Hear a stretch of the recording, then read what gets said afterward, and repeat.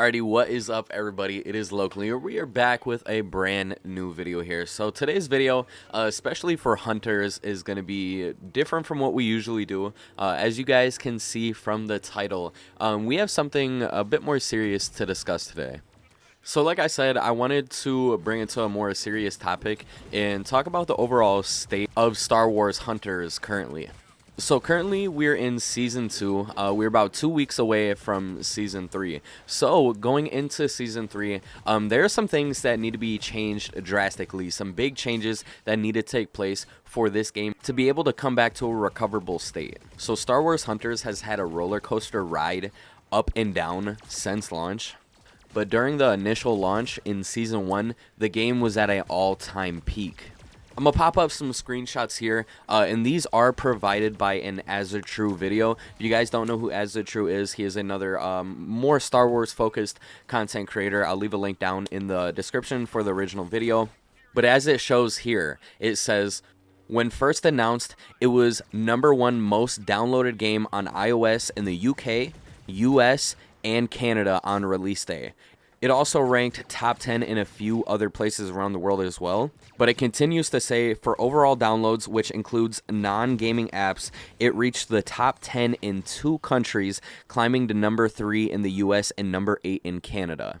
So that's very impressive for a game such as itself here, especially coming from ZYNGA. This is, once again, ZYNGA's first quote-unquote console game. They have before been a strictly only mobile title studio. Some of their games including Words with Friends, tons of casino and slot-esque style games, the Harry Potter Puzzles game, and a few other smaller titles such as that. So this is definitely their cash cow at the moment, but they are slowly losing that with how this game has been going about. So during season 1, myself, and I'm guessing most of you watching this video who care enough about this game, spent a unspeakable amount of hours playing this game. I checked my stream analytics, and I want to say in about a month span, we streamed over like 150, 160 hours on this game, which is about like 6.5 days worth of in-game time. And that was just in the first month. We were also the first stream to do a 24-hour stream on this game, so I'd like to say I do enjoy this game. And let's not forget, it's Star Wars. What do I love?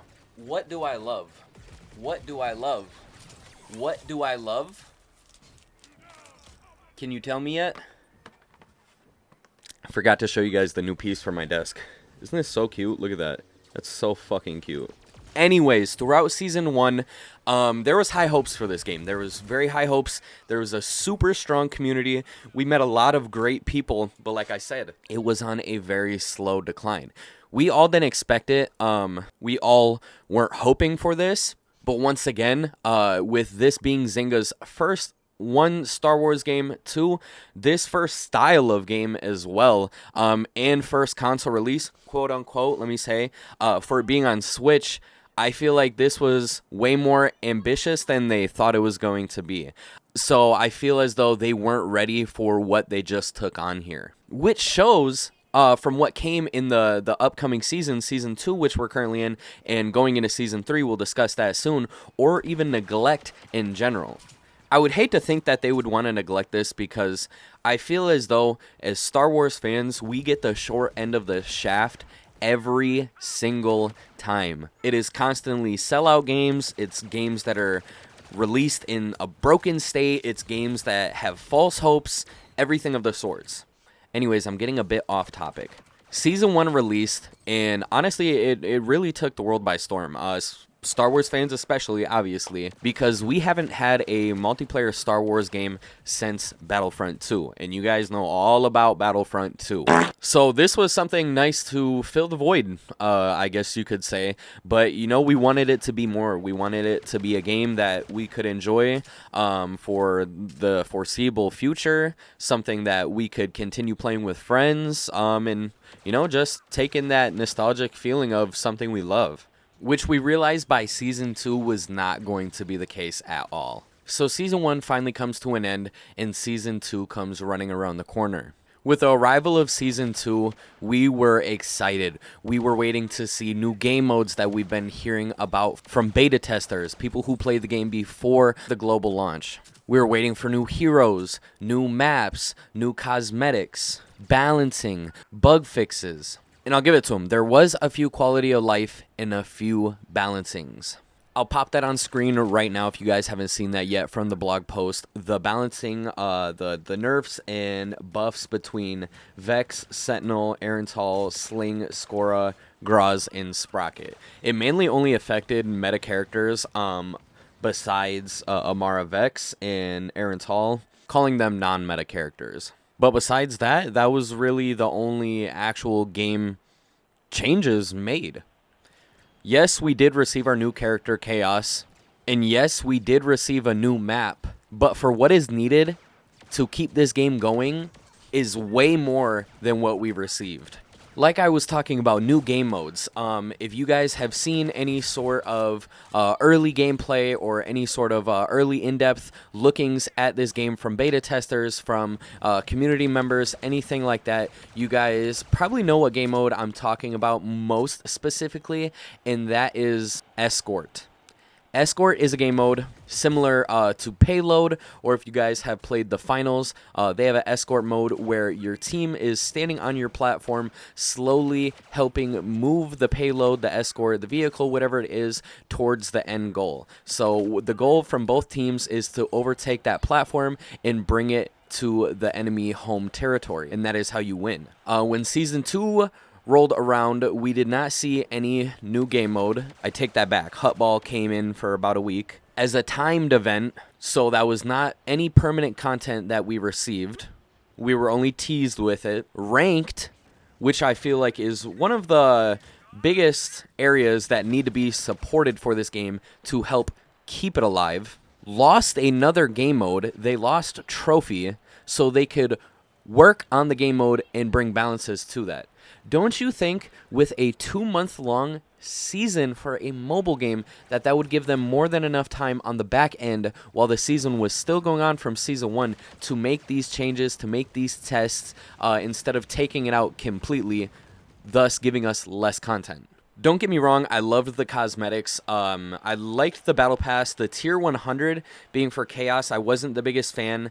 But being the original trilogy, the Empire themed, that's the only place that they got me. I think that's truly the only reason why I gave Season 2 a chance, which I want to talk about as well. On release, we did a 6 or 7 hour stream, so nothing like super crazy, and we got up to, once again, the top 10, like how we did in Season 1, given this one wasn't as heavy as a grind. But after that, I truly haven't touched the game besides like 2 or 3 times playing since release of Season 2. And let me show you guys. I am currently still ranked 163rd. And I have not played since probably like a week after the release of this. There is only 15 days left in the season. If that doesn't show you how much the player base has dwindled, then I don't know what will. Because the season is about 2 months for this game. They have a 60-day season. There's 15 days left. So in about a little over a month, I have only moved about 150 spots. That means there has only been 150 players playing in ranked since then that have passed me up. And like I said, I only played for about the day. The rest I kind of grinded out in casuals, just trying to get challenges done. And now that finally gets to my topic on what Zynga in this game needs to bring before this game is completely dead. First and foremost, Star Wars Hunters needs a global release across all platforms. I'm going to be sharing another screenshot right here for you guys, which they say, the enthusiasm we have seen to bring Star Wars Hunters to platforms beyond mobile and Nintendo Switch have been exciting. And although we don't have any news about additional platforms for Star Wars Hunters right now, we are always looking at ways to bring new players into the arena. So right there, they acknowledge that there is a want for this game. And there is a much bigger market for them to tap into. But it's very hard to promote, maintain, and keep alive a mobile-based video game. at least how they're going about it. Regardless, I feel like the biggest thing that would help keep more players to this is to give access to all players for this game, meaning PC, mobile, Switch, Xbox, PlayStation, every sort of platform that this game can be played on, release it. And funding for that should be no problem. You guys know, I know you guys know, okay? This game banks off of how much we enjoy it, but also as fans, how much we enjoy it. With all the cosmetics they've been banking on, I have some numbers that were released in a blog estimating about how much the game has made. So it says, according to early app Magic estimates, Star Wars Hunters has accumulated 790,000 downloads since its global release across both the App Store and Google Play, generating nearly almost $500,000 from player spending. And this data is a few months old at this point, so I would go ahead and generously give that number a little bit of a boost. With that amount, there should be no problem funding the build to play these games on different consoles. You're not making an entire new game, you're only making it accessible towards these consoles. They already have controller support, and given people on PC like myself use an emulator, but these things are accessible. So once again, like I said, the biggest thing would be to release this to the entire player base across all consoles. Secondly, more content is needed. There is no way, with how long of a season that we have of 2 months, once again, if it stays mobile based and Switch, that's such a long season to have such little content. So every 2 months, we are looking to get one map and one hero. The maps alone, that needs to double. We need to be getting at least 2 to 3 maps. I'm content with one hero so it doesn't over dilute the character selection, but the maps, the game modes, we need more. We've been playing the same things for the past going on 4 months, and even less now, like I said, with trophy being removed from ranked. Yes, we do occasionally get the special events, but that isn't enough because it's gone within a few days, just like how Hutball was. They're already in the right direction for cosmetics. I do love the cosmetics that they've released. Some of them have been absolutely insane. Characters I don't even play, I bought just because I love how it looks. So, ZYNGA, good job on that.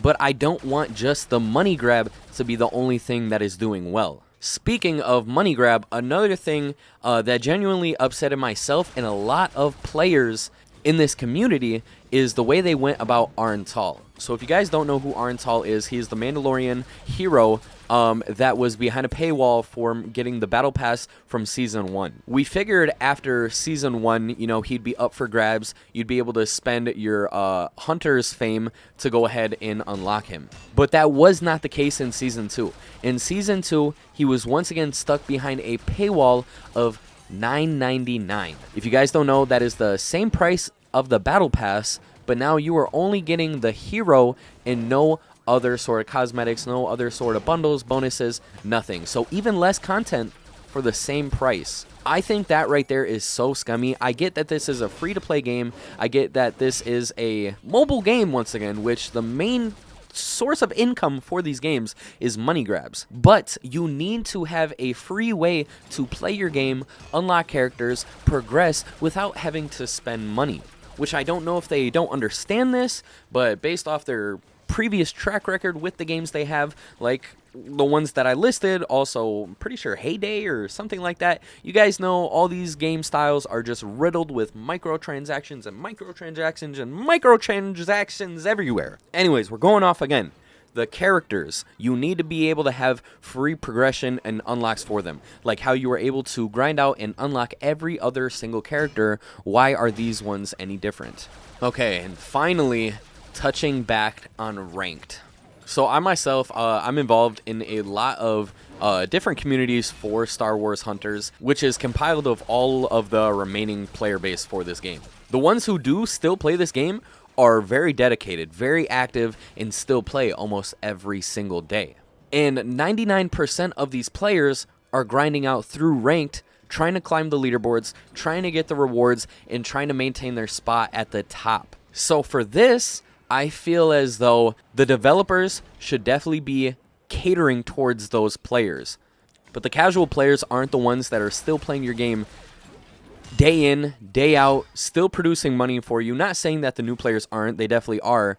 But these are your core dedicated fans. These are the ones you should be taking care of.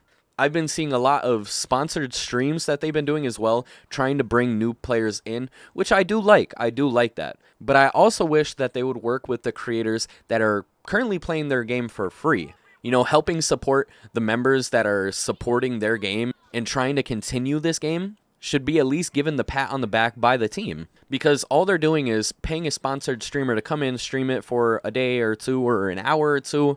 You know, there's maybe a few conversions for downloads, and then that's it. They never come back and never play the game. And let me go on and say this before you guys start saying, oh, locally, you just want to be supported by ZYNGA and Star Wars and everything around this. Don't get me wrong, that'd be awesome, but like I said, support the ones who are day in, day out playing your game, streaming your game, helping you guys make even more money. It'd be nice to see some commendation to the players, even the Discord communities, and everybody who is still trying to keep this game alive, because once again, they love this game, they love Star Wars, they don't want to see another project under this IP just go to waste. But my final take on ranked as well, there needs to be more penalty from win and losses. So currently at the moment, when you load up into a game of ranked, depending on you winning or losing, you will either gain 400 RP points or you will lose 400 RP points. And there is the occasional bonus points ranging anywhere from 10, 20, 30 extra points that you can get based just about how you play. Anyways, with this same level of points being deducted and added per game, there's no skill-based matchmaking. All this comes down to is time. If you have someone who is able to put in, 9, 10 hours on this game compared to someone who can only, put in 3, 4 hours, the person with more time is 100% of the time going to be ahead of the lead with this game. Because even if I lose a game, I can go ahead, win my next game, and I'm back to the same position. We need to see the same sort of penalty and addition that we see in other games that have ranked mode. An example, if I lose a game, say I lose 1,000 points. So there's an actual penalty to it. And if I win, say, then once again, I only gain 400 points. So, you have to play more strategical. You have to play with your team to actually move ahead and then be versing other teams of similar experience. Without having this, you've seen a lot at the beginning of the season. The actual players who grinded out to Kyber right away, the matchmaking was horrendous. 4, 5, 6, 7, 10-minute queues just to find one game. And then later on into the season, what you'll see is more of the casual players finally catching up to those rankings, just getting absolutely stomped on. And that's once again because there is the same level of points going up and down. There's no separation between casual and ranked players. It's all just everybody's jumbled up into one thing because everyone is around the same rank. So once again, like I said in the beginning, lots of things need to be changed. I'm making this video to go ahead and, just help at least put my 2 cents in on what I think this game needs. And I would love everyone from the community to go ahead and comment. What do you guys think this is missing? What do you like about this game? What does this game need? What are some requirements? Everything. And hopefully we can come together as a community and maybe get this video to ZYNGA to help show them this is what they need before their game unfortunately takes a turn for the worse, which I do not want to see, genuinely, because I do enjoy this game and I do think this game can do great things.